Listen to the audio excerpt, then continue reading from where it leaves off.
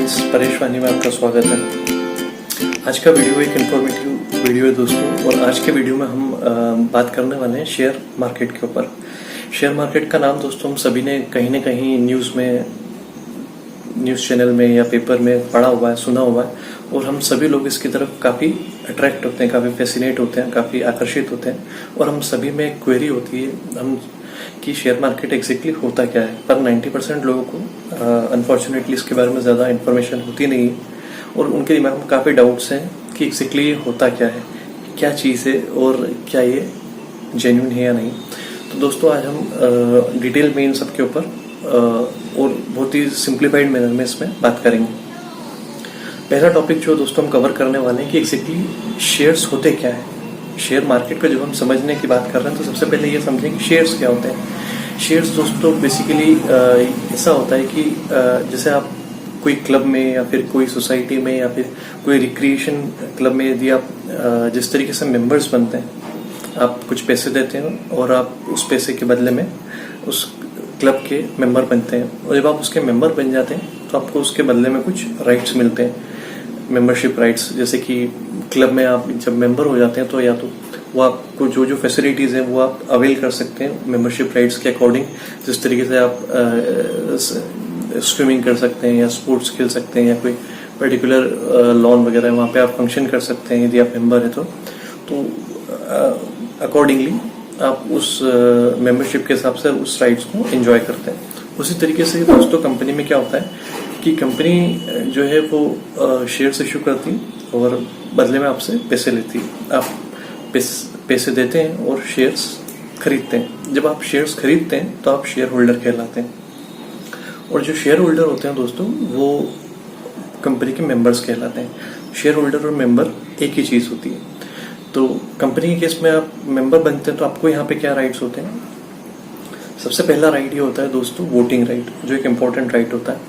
जिस तरीके से हम इलेक्शन वगैरह में वोट डालते हैं और जो भी हमको डिसीजन लेना है वो हम लेते हैं कि किसी को पर्टिकुलर आदमी को चूज करना है, जिताना है या हराना है। उसी तरीके से जब आप कंपनी के मेंबर बनते हैं तो कंपनी की जो एनुअल जनरल मीटिंग होती है या फिर EGM होती है, एक्स्ट्राऑर्डिनरी जनरल मीटिंग, वहाँ पे वो उनका मीटिंग का जो एजेंडा होता है उसमें जो भी वो टॉपिक डिस्कस करना चाहते हैं उसको आप उसमें वोटिंग करते हैं और ये डिसाइड करते हैं कि हमको ये पर्टिकुलर बिजनेस ये डिसीजन लेना है या नहीं लेना है।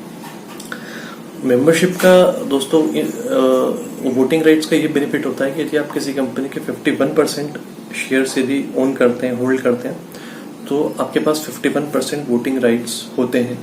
और जब आपके पास यदि 51% वोटिंग राइट होते हैं तो दोस्तों आप टेक्निकली या वर्चुअली उस कंपनी के ओनर हो जाते हैं, क्योंकि उस कंपनी में फिर वही होगा जो आप चाहेंगे, क्योंकि वो सबसे ज़्यादा वोटिंग राइट्स आपके पास है। तो ये बहुत इंपॉर्टेंट राइट होता है दोस्तों वोटिंग राइट। सेकेंड बेनिफिट दोस्तों ये होता है कि आप कंपनी के जब आप मेंबर होते हैं तो आप डिविडेंड के लिए एलिजिबल हो जाते हैं, एंटाइटल होते हैं यदि कंपनी डिसाइड करती है। अब डिविडेंड क्या होता है दोस्तों, डिविडेंड ये होता है कि जब कंपनी साल भर बिजनेस करती है और प्रॉफिट अर्न करती है तो वो ये डिसाइड कर सकती है कि क्या हम इस प्रॉफिट को वापस से अपने मेंबर्स को, शेयर होल्डर्स को डिस्ट्रीब्यूट कर दें जो प्रॉफिट हमने कमाया है। वो उसके लिए मीटिंग कॉल करती है। मीटिंग में वो लोग डिसाइड करते हैं कि सपोज हमने 1000 करोड़ का प्रॉफिट कमाया है तो उसमें से कितना परसेंटेज हम वापस से अपने मेंबर्स को पे बैक कर दें। तो ये एक इम्पॉर्टेंट राइट होता है। जब आप मेंबर बनते हैं तो आप उस कंपनी के डिविडेंड के लिए एंटाइटल हो जाते हैं, अगर कंपनी डिसाइड करती है कि हमें डिविडेंड बांटना है अपने प्रॉफिट्स में से।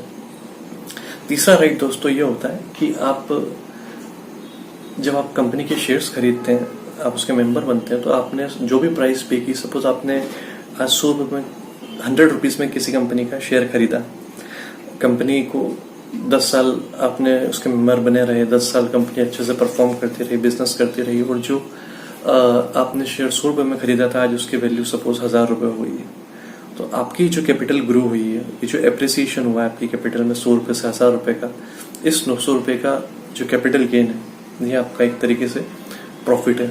आप इसके लिए एंटाइटल हो जाते हो। आप जो चीज़ आपने 100 रुपये में खरीदी थी आज आप उसको 1000 रुपये में बेच सकते हो।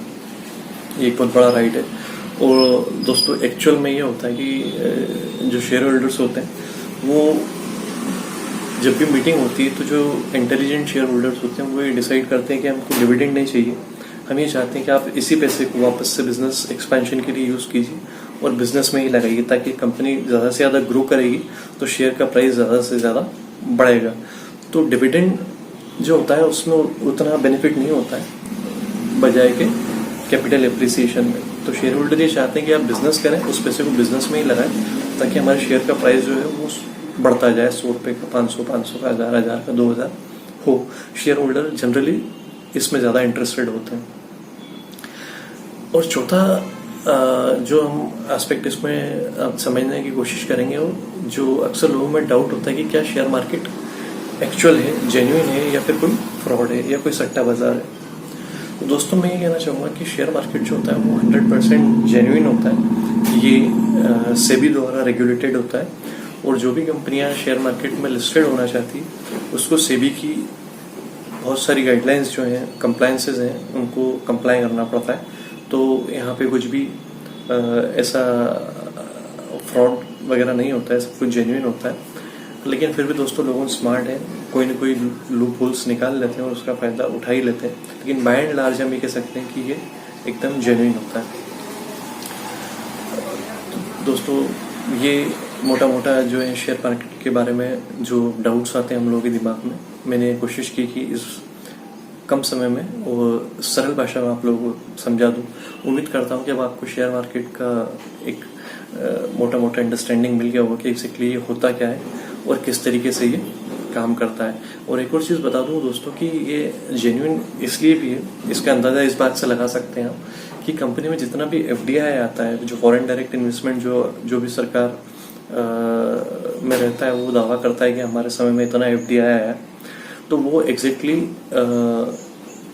शेयर मार्केट के थ्रू ही, एफआईआईज के थ्रू, फॉरेन इंस्टीट्यूशनल इन्वेस्टर्स के थ्रू ही मार्केट में वो फॉरेन इन्वेस्टमेंट आता है और वो अरबों डॉलर जो है मार्केट में हमारी इकोनॉमी में इसके थ्रू इन्वेस्ट करते हैं। तो किसी भी देश की इकोनॉमी में शेयर मार्केट का एक बहुत इंपॉर्टेंट रोल होता है। तो इसलिए दोस्तों आप बेफिक्र रहिए, ये बिल्कुल जेन्युइन है, बशर्ते आपको उसका अंडरस्टैंडिंग हो। उम्मीद करता हूँ दोस्तों आपको वीडियो पसंद आया होगा। Thank you.